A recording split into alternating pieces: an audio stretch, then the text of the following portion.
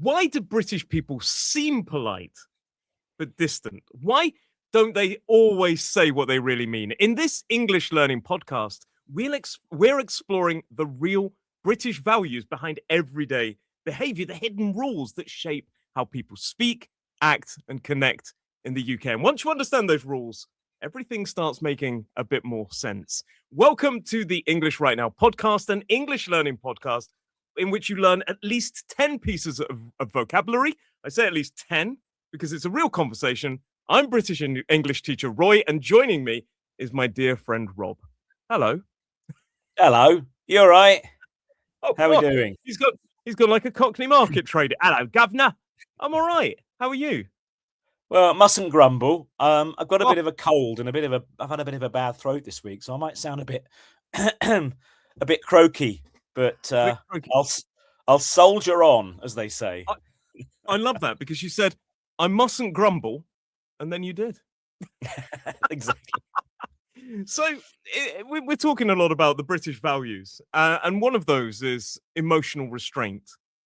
We don't like to make things awkward. No. So we like to sort of control our emotions to protect the social atmosphere. So there you said, I mean, how are you really feeling right now? Honestly. Well, I'm better than I was. Yeah. Yeah. We downplay it, don't we? We downplay it. I mean, I should just say, I feel terrible, but we don't. We don't want to cause any embarrassment or any fuss, do we? No.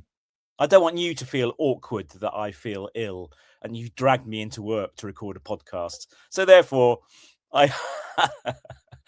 which is all dragged, kicking and screaming, like, come on, Rob, get to work or there'll be no food this week. I don't know, it made me sound awful. But downplay, that's a really good word because you are literally like taking it down a level. And another kind of connected word is understatement, making things seem less important or intense than it really is. So, and it can go both ways. We've been moaning so far. I've got toothache. You're not feeling great, but we're soldiering on. And I think it's a thing. We don't react too strongly either way. No, that's right. Yeah, because even if something's brilliant, if I've had a fantastic day and I feel $1 million, I feel it on top of the world, I go, not bad. How was your day in which like literally everything went right? Yeah, not too bad. I think if I had a great day and I said, oh, it was the best day ever, I loved it, I did this and did that, it's almost creating a potential resentment towards me. I might trigger you to make you think, well, this guy, and it sounds like bragging, doesn't it? Yeah, that's it. We don't like to show off, do we? As I say, we just don't like to cause any kind of fuss or any kind of bad feeling. We just want it to be average, normal. Yeah, I mean that sounds really nice, but I think we're quite reserved, which basically means that we're not showing emotions openly, but that doesn't mean we don't feel them, and we are expressing ourselves in a certain way. We're communicating with sort of indirectness. We're being quite indirect, it means we're communicating without saying things explicitly. Because I often hear students say, "Why do you lie? You disappeared there. Why do you lie? Why don't you tell the truth? Why don't you say you're feeling terrible?" But we are saying we feel terrible. We're just doing it in a way that's not creating emotional fuss. That's a good word, isn't it? Fuss. I like that. It's fuss, bit of drama. A lot of drama. Yeah, that's right. Yeah. Now we like to keep calm. I mean, there's the old British saying, isn't there? Keep calm and carry on. Yeah. And that principle of the stiff upper lip. It's almost, gentlemanly not to show your emotions. And I think if we ever did show emotions to a point where it became very dramatic, you would know that something was seriously wrong. We also tend to avoid confrontation.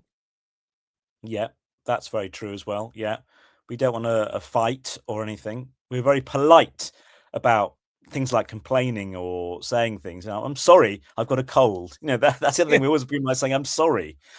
You're going to bring this up for weeks to come, aren't you? I can feel it already. But I can't believe that day you let me. No, but you know what I mean. You begin by always I'm sorry. I've got a cold. Why am I Yeah. apologizing? Yeah, no, it's a weird one, isn't it? And for anybody listening out there, I didn't force Rob to do this. He came of his own will. I His wife love made being him. here, Roy. I love being here. I love Okay. you too. I mean, I love you being here as well. But we often keep things quite light. So in the UK, it's not about expressing everything all at once. It's about managing the moment. I think is a key sort of takeaway. We do have moments of pure joy. We have moments of something in my hair there. Not sure what that is. But we have these moments of elation. But of course, on the standard everyday things, how are you? Yeah, mustn't grumble. Or Mm. you know,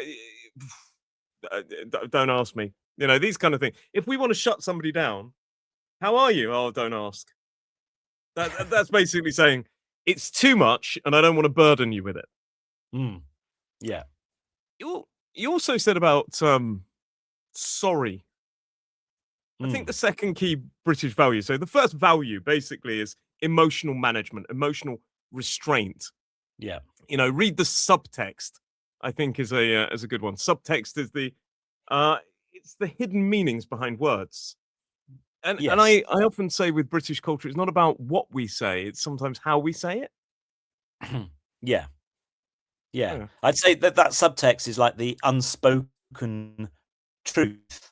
You know, yeah, it's what you really mean. You don't say it. Yeah. Yeah. yeah. And it's like if I say, "Oh, how are you?" Not too bad. If I stress the two, it highlights that I'm bad, but I'm not. Yeah, I'm not too bad, I suppose. And like little words like that, I suppose, as if you've come to the conclusion just about. Well, I suppose it's okay. Yeah. It's I about agree. it's about nuance. It's very much about nuance, a subtle difference in meaning or tone. And I think Yeah. British English is full of nuance. Yeah. It's interesting, isn't it? It's interesting that to understand the background to it all. Why have we become like this? When some nationalities they speak very frankly, very honestly, don't they? Very Yeah. directly. But we, as I say, we hide our feelings and our emotions, or you know, scale them down a bit. Yeah, it's interesting to Yeah, know we where's that come from. I suppose years of cultural value. I mean, like it's grown, hasn't it? It's the same reason that sarcasm is quite prevalent in our culture. This comes from entertaining the royal families in the 1660s. Some people uh, assume that's where, well, Yeah, presume that's where it's from, and yeah. should say presume rather than assume because it's based on evidence. But yeah, I mean, this emotional restraint was very popular in the Victorian era, wasn't it? Mhm. I think that's sort of a hangover these days because we weren't always like this. Apparently, before I think it was the plague, British people were famous for being some of the friendliest, warmest people um, in Europe. Often people like would kiss and hug and all these sort of things. And we changed after the plague. So that's apparently one Okay. changing point because Mm. obviously you didn't want physical contact in case you passed on the plague. So we Like COVID, changed the like habit. that COVID again. We've Yeah, stopped talking I, again. Yeah. people change their habits post. You know, if you look at people in 2018 and 2022, 23, I think there's a lot of differences. I think people are less patient. Yeah. That's one thing. But let's move on to another cultural value, which is politeness as protection. You said, um, you say sorry and all these kind of things when you're not sorry. It's not just kindness, is it? It's kind of a protection Mm. for it avoids embarrassment on both sides. Yeah. Yes, rather than accusing other people, like I've got a cold and you gave it to me. It's kind of sorry, I've caught a cold from you, Roy, or something like that. You know, it's my fault. Everything is my fault. I'm apologizing, but I'm not. As Yeah, you say, it's partly habit. We say sorry out of habit now, don't we? yeah, It's like if people bump into you, you go, oh, sorry. And you go, I'm not really sorry, but yeah. let's not get into a fight about this. Let's not, you knocked into me. Let's just calm it down and say sorry. You know. I think in some ways, sorry, the word sorry isn't an apologizing word. It's got so many functions. Like, if you took it literally, like when I meet you, oh sorry, I'm Roy. It sounds like I'm apologizing for existing. Yeah. But it's not really that. It's I probably should, Rob. But it's not that. It's more like it's an interjection word. It's like, oh, something's coming. Mm. Sorry. It's almost as if you've missed the social cue. And I think the sorry for if you bump into me and you hurt me, I will say sorry to you more to get acknowledgement, I think. It's Yeah. almost like notice me. Yes, yeah, that's right. Yeah. And again, it So, depends which way you say it. You can say sorry or sorry or sorry, or mm. depends on your intonation. But there's more ways to be polite than just sorry. We often use kind of, if I say, I go to you're serving a coffee, and I walk in and I say, "Oh, I want a cappuccino." You Doesn't, won't get yeah. one. Not from me. Well, not even, and it just rubs you up the wrong way, or even to an extent, I suppose we can get away with it these days. It's a bit more Americanized. The can I get? I don't Yeah. use it personally. Give me a coffee. Yeah, give me a Oh, coffee. give me a coffee. Give me a coffee. Give me some sugars. Get me sugars. It's this Yeah, treating people below you, isn't it? I think it's the punching down thing. I yeah, think, technically, you go to a coffee shop and nobody is going to say no. You no, want a cappuccino, you're going to get a cappuccino. But it's the interaction that precedes it. And I think if you are seen as, I think it's this idea of acting above your station. If you yeah, seem like you are looking down on people, it makes you seem rude. But if you seem like you're almost elevating the other person, it's a politeness. yeah, I think, yeah, it's like, oh, would you mind making me a mm, cappuccino, please? Yeah, of course. It's treating the person with respect. yes. Would you mind is a good way of starting, isn't it? Would you Yeah. mind doing this? Would it be too much trouble? Now, obviously, as you said, they're not excuse me, very rarely gonna go, "I do mind actually," Yeah. because obviously they're there to eat the coffee. But it is a nice way of, breaking the ice, softening it, showing Mm. respect, being polite. Well, this kind of language we use to make things sound less direct is what we call hedging language. And people often use hedging language to avoid sounding too strong, too Yeah. aggressive. So, would you mind? And I think it can be quite manipulative. Actually, I Mhm. genuinely think it's quite manipulative because imagine we're on the bus together and you open the window and I think it's too cold. And I say, can you close the window? It's a bit direct, isn't it? It's like a command. Yeah. But if I said, "Oh, sorry to bother you. Would you mind possibly closing the window? Would you mind if I close the window?" And Mm. it's difficult to say no to without you sounding rude. Yeah, that's right. You could take it. It's a bit like we discussed the other week about being passive aggressive by Yeah, saying "Would you mind?" is a subtle way and sort yeah. of way of saying "Shut the window." Yeah, would you mind? Well, Particularly if you say it with a bit of accusation. Would you mind closing the window? Sort of thing. But yeah. I think politeness can help. It can mitigate. It helps mitigate mm, potential conflict. Mitigate means make something less strong or less negative. And interestingly enough, we do have a lot of kind of turns of phrases. My in-laws, they are from Brazil. I sometimes call them my outlaws, but my in-laws are from Brazil, and they're here at the moment. And we were in the car, and my father-in-law was in the front. My son was in the child's chair in the back left, and my mother-in-law sat on the back right behind me. But my wife needed to get in, so I said to my wife, sorry, my mother-in-law. That's a Freudian slip, isn't it? I said to my mother-in-law, "Do you want to sit in the middle? Do you want?" Now, if I say, we're having dinner, Rob, and then you leave your plate on the table, and I say, "Oh, do you want to take that through to the kitchen?" What am I mm, doing? yeah. Well, you're you're subtly telling me to do it. Yeah, do it. It's not an option. But she said, "Yeah, okay, I want." Mm, And I was lost because she's perfectly literally she doesn't speak as much English. mm. Um uh and uh and I think like she read it quite literally. Do you want? And she I said, want to "Yes, do yes, I it. want Yeah. to." Mm. And I was like, so do it. And I realized it would be, and it's such you're trapped in this cultural cycle sometimes. Yeah, And it's these social norms, these unwritten rules of behavior. yeah, I think so. We've talked about politeness as protection, but also respect for personal space. Tell me about your feelings yes. about personal space, both physical and emotional. Yes. Yeah, well, I certainly need, that space, that personal Yeah, space around me. I don't want people getting close to me, apart from your kind of closest partner or child yeah, or something. You don't want people physically getting close to you. There's a as you say, there's a sort of unwritten rule of the space you have between yeah. people. You don't go up and talk to them really close up like that, unless you're having a big argument, and that's very rare. But I used also to work with emotionally. Go yeah. on. No, I used to work with somebody whose face they used to get really close, and Yeah. it was too close, and you'd back up, and they'd come forward a bit more. No, I don't do that. But yeah, so yeah, and what about when you're sitting on a bench in a park, for example, and there are other empty benches, but somebody comes and sit next to you? Oh, yeah. That annoys me. You get that on a train as well. You might get into an Oh yeah, empty railway carriage. All that space, all those seats, and yet they come and choose to sit next to you. You think, yeah. "That's a bit odd. That's a bit odd. Give me some space. Use the other space." Even worse when they come and sit next to you, and then they start talking to you. But Give ironically, me we some like small talk. Well, we do like we small engage in talk. it.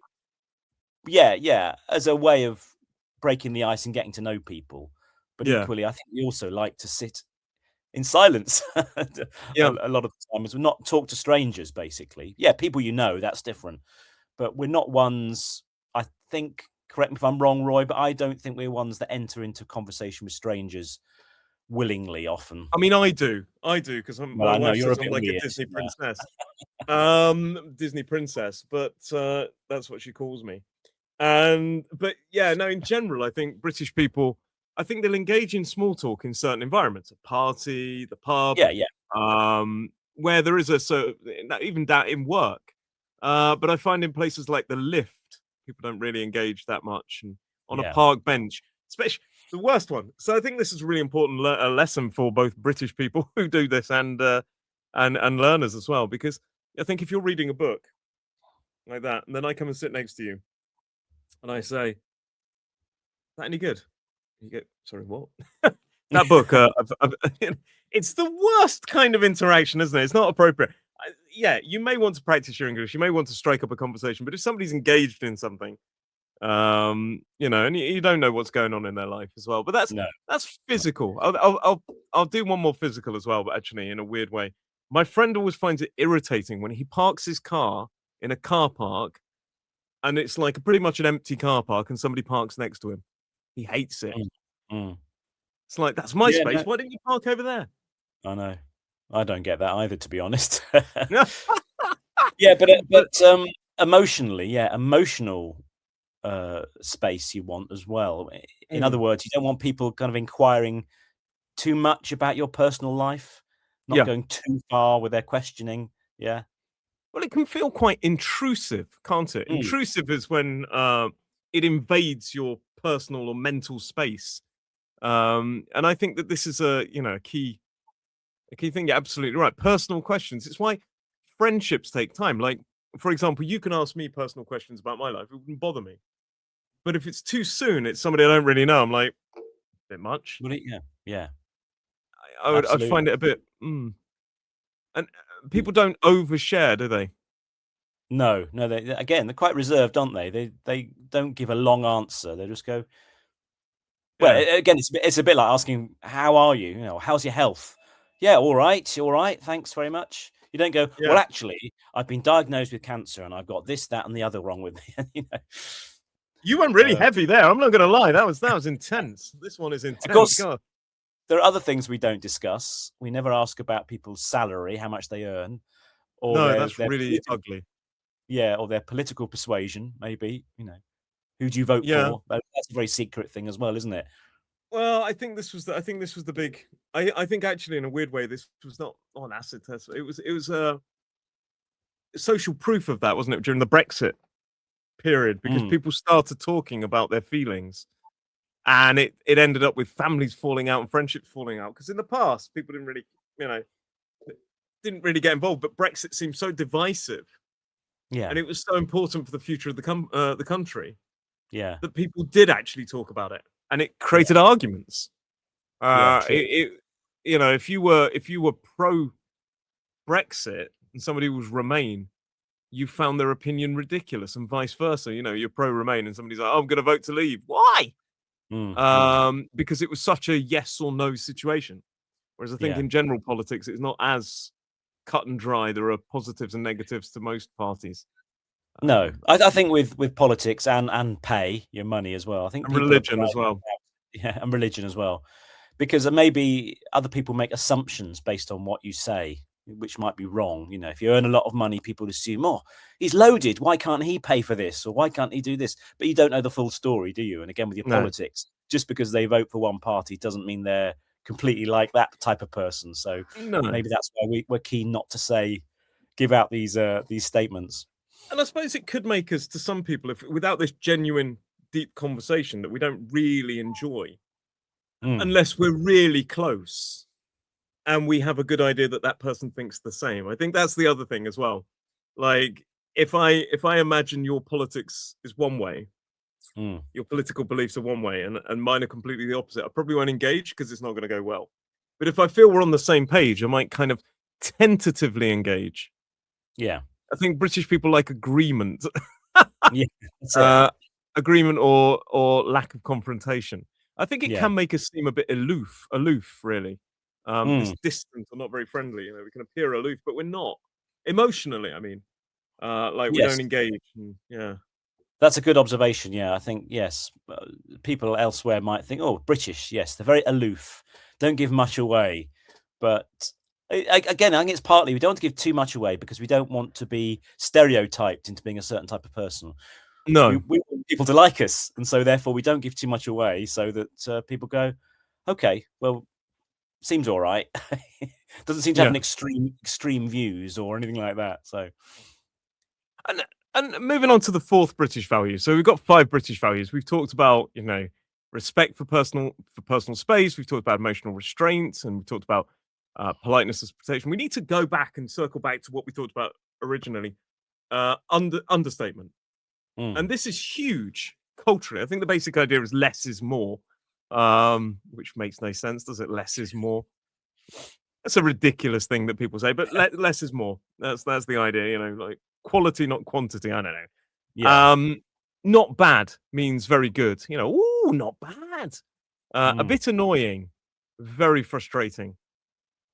yeah. Quite nice. I mean, it depends, doesn't it? If I go, oh, that's quite nice, it sounds positive. Or a lot of it is about tone, because not bad is different to not bad. And it depends. And the stronger the feeling, often the softer the language, I think. Mm, okay. Yeah, that's the kind of feeling I get. Like quite often, if we're how's you've got temporary traffic lights. It's not really an massive inconvenience, is it? No, No, but you 5 get you. minutes. Yeah, yeah. Okay. But we can moan about that. Oh, what a Yes. Oh, bloody nightmare, Rob. Took me 5 minutes to get through them. Bloody things never seem to want to change. And it's not really that serious, is it? no, But, no. you know, your car's on fire. Well, that's not ideal. You know, you wouldn't. Not had the best day today. My car caught fire. I mean, it could have been better. Well, you say that sometimes people say that about holiday. How was your holiday? Nice. Nice is such a sort of Vapid word, isn't it? rapid word, isn't it? Nice, does that mean it really is nice, or it was okay but not fantastic? Yeah. Yeah, it's not. There's no strength there, is there? Um, and I think in a weird way, it's if we don't like to brag. If we had a holiday, yeah, it was lovely. Yeah, had a lovely time. And I Mm, think that's about the limit of it. It's not, it's not going to be. But there's this cliche that British people, if they have a dodgy hotel, they'll take photos. It's one of their favorite things to do. Oh my god, look at this! There were cockroaches coming out of the walls. The air it's all conditioning was falling off. it's almost like we want things to go badly just so we can sort Yeah, of not then we can't brag about it, can we? I mean, I'm sometimes like that, I don't like to show off. So if somebody says, "How was your trip?" "Oh, it was very good, but it took a long time to get there." Or, "Oh, but it Yeah. rained 3 days." You want to kind of have a disclaimer that, Well, something went wrong. there's a fantastic book called Watching the English by Kate Fox, and she talks about um, the idea that, move house. And if everything was plain sailing, there were no problems, easy, we don't talk about it like that because people may resent us. Mm. How was the move to the house? Fantastic, no problems at all, wonderful. You're like, oh. Oh, But I yeah. will play it up. I'm like, oh my God, it was awful. It just dragged on and on and on. Terrible, really. So in a weird way, you can feel sorry for me, even though I've bought a Mm. new house. House, yeah, Um, yeah. we often use self-deprecation as well, don't we? Oh, yes, yeah. Always like to put ourselves down, don't we? Sort Yeah, of, not too you know, much though. I ran the London Marathon, but, what with my funny leg and stuff, I wasn't that fast, Mm. I'm no Olympian. These Mm, kind of I'm more Olympian than an Olympian. yeah, That's a dad joke right there. But yeah. yeah, yeah, these sort of things we play it down a bit, and we don't savage ourselves. Otherwise, that sounds like you're seeking.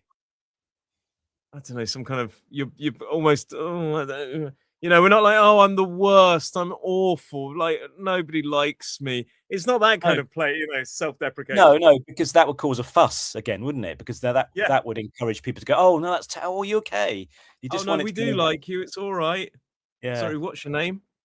We basically just I think we're just after social harmony, aren't we? We just want everyone to Yes. be okay. Yes.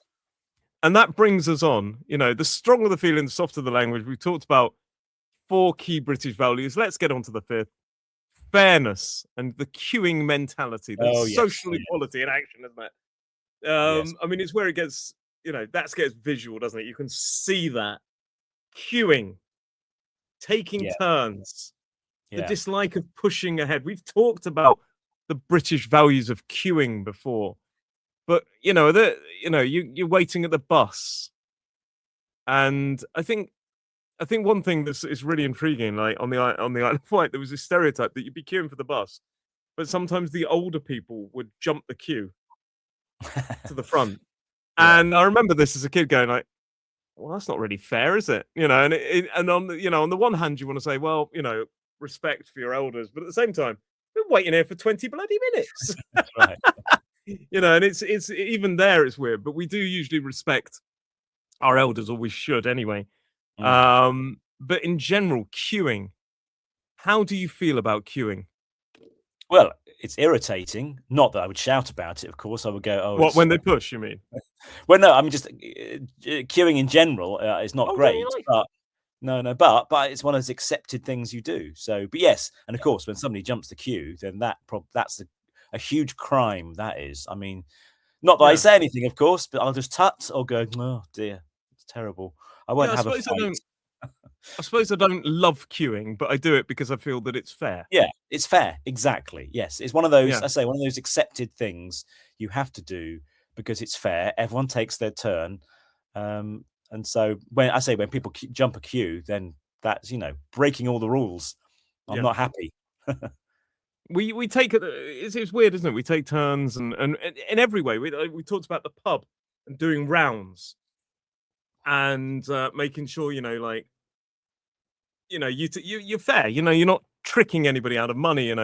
Doing rounds is where we buy drinks for everybody, and then everybody takes their turn. Yeah. It's I think this is why the board game Monopoly is so divisive at home, because it seems to be the game that people lose their fairness. I don't know. There's more arguments in people's homes about Monopoly. We love the game of Monopoly. It's a Mm, brilliant game. Um, but yeah, it seems to be the one that kind of encourages dishonesty in dishonesty. most. Yes. Yeah, that's right. How No, did you get those 500s? yeah. This is when the biggest arguments, I say, we're not people to lose our rag, get, Good angry. expression. But certain things like, yeah, unfairness will kind of tip us over the edge and Yeah, make our blood boil. And sometimes I say generally we're quite reserved, but there are occasions when Yeah, we blow our lid. You know, we get angry, irate, and then we might actually say something controversial. Yeah. Yeah, no, you're absolutely right. But I think fairness equals social stability. Yeah. That's it. You know, it's if I think if you offered everybody a cup of tea except one person, Brenda, I don't know who Brenda is. You always say, would anybody like a cup of tea? Okay, and then you ignore Brenda. People wouldn't necessarily. People would think, oh God, what's going on there? Mm. But they wouldn't necessarily, you know, think well of you for doing that. No, Probably would be a bit looked down on, I think. no, no. But there you go. I think, you know, the core idea is the unspoken social values. They can shape behavior, and that's really fascinating. The 5 we've talked about today. I'm sure there's many others that we could mention. You can let us know some in the comments below. Yeah. But thank you, Rob, today for soldiering on despite your horrific affliction. Yeah. It's all right. It was nothing. It was nothing. It's fine.